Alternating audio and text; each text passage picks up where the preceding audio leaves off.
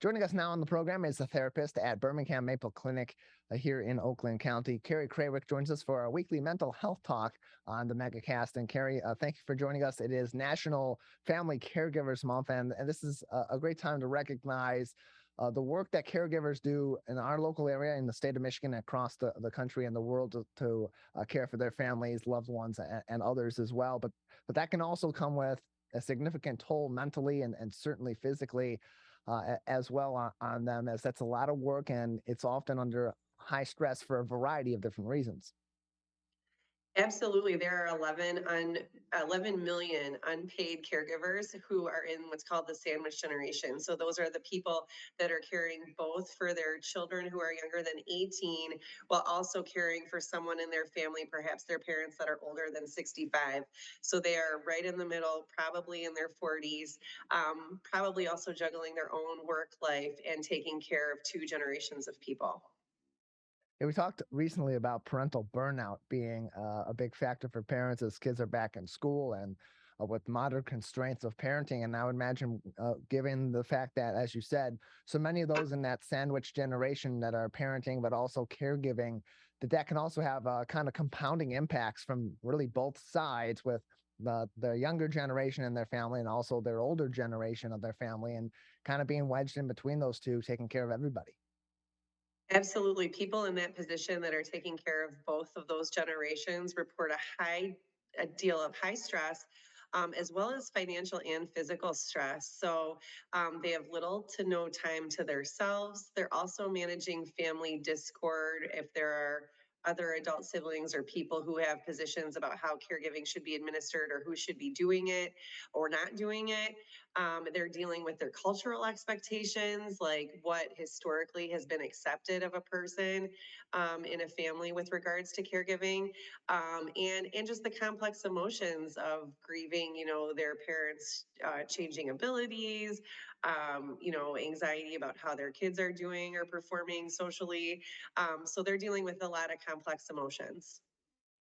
And I would imagine too is it's also really tough for them to decide on the priority there, because there is so much to care for when you are a parent, and there is so much to consider too when you're a caregiver. And and that's got to be an additional major stress on them to be making those decisions with very limited time, also having their own professional life, their personal life, in many cases, their married life also a factor in all this. That's a lot to juggle, and making those kinds of decisions on what is the priority between your kids and your parents, or another more elderly member of your family, or another member of your family that's just in need of some additional care. That can be a really tough decision and a really big burden to put on somebody. Absolutely. Well, plus, there are relationships that maybe have been complex to begin with, and you may have at one point in your life sought your parent as a source of support for you. And now having to support them means you have one less person to turn to alleviate your own needs. And of course, talking to someone is one way to alleviate stress. But people feel too like maybe that person is no longer their person to turn to because of their own needs. Of course, you and I have talked so many times too about how the pandemic interplays in this, but also many things feel so much like life and death. So people feel a high degree of stress that they're making the wrong choices. Should I do this for my parent or should I not? Should I have contact with them? Should I not? When should I intervene? And it feels very scary because the choices feel like, what if this is my last choice as it relates to my parents? And it feels very urgent and emergent all the time. We're joined by Carrie Krawiec, a therapist at the Birmingham Maple Clinic, on today's edition of the Megacast, our weekly mental health talk, Thursdays, 10:10 a.m. here on the Megacast. More information can be found on birminghammaple.com. That's birminghammaple.com. Or visit civiccentertv.com/Megacast, where you can watch back all of our more recent interviews with Carrie and the team at the Birmingham Maple Clinic. And in terms of what caregivers can do to kind of take that step back, take that time for themselves, and most importantly, get that rest that they need from taking care of so many different people and so many different varieties and capacities that are required to be a caregiver in that sandwich generation, their parents, and also taking care of older or sick individuals in their family. What suggestions do you have for steps that they can take, even if it's just for a few moments, a few minutes here and there, a few times a day, to get that relaxation, that relief, and take some of that burden off their shoulders here and there. Sure. So I think, yeah, to deal with the stress that comes from having no time, no personal time, and no respite, certainly taking some steps to use some time to plan and strategize and get organized. So kind of look at your time. How much time do you feel like you need to dedicate to each of these people? Can you kind of break it up into chunks or blocks? Look at your day and say, okay, my day needs this many minutes or hours dedicated to my children, this much to myself or my work, this much to my parent, and can you find a place for people and sort of keep them to some degree in the places you've put them. So I think of one family I'm aware of where her aging mother will call her during the middle of her workday and say, I need this medicine or something, Kleenex, Benadryl, whatever, fill in the blank right now. And it's like, well, okay, I'll be there at this time to give you what you need. And so, and feeling that, like you will address this person, their needs will get met. And just to keeping it in a little more organized way. Certainly not being afraid to ask for help, or so caregivers especially take a great deal of pride in being in that role. They want to see themselves as able to take care of other people's needs and don't want them to feel as though they have needs themselves. So being honest about the help you need and letting go of some things, it may not be done exactly the same way you would do it, but if it's done good enough and the person is safe and well and fulfilled, then it's okay to let your spouse or a neighbor or some other person in the community step up. Certainly dealing with the family discord, being honest about your feelings and your experiences, recognizing your resentment and being realistic. Of course, everybody has their own reasons and their own relationships with the person who needs care to make choices, making compromise as a family, and understanding that there will, of course, be hurt feelings, and those will have to take time to heal as well.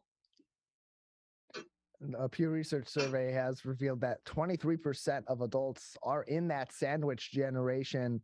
And most of those that are in that 23% are in their 40s, that being 54% of those that are within that 23% of all adults in the sandwich generation are in their 40s, right in that kind of sweet spot between being a parent and being still a kid of somebody that may be a little bit older and needs some care, or your family, your siblings, your extended family may be in need of some care as well. And so, Carrie, if they're not taking those steps back, if these individuals are not listening to their bodies and giving themselves some relief and trying to take a little bit of that exhaustion away, or just the stress of caring for so many people in so many different various capacities away, what are some of the lingering effects that could be had on them, especially mentally? uh, of course, as we mentioned, exhaustion, but even beyond that, if they're not really Sure. taking that self-care step. Sure. I mean, I think they experience, like I said, a lot of things: racing thoughts, high amounts of anxiety, difficulty falling asleep, difficulty staying asleep, just a great deal of guilt.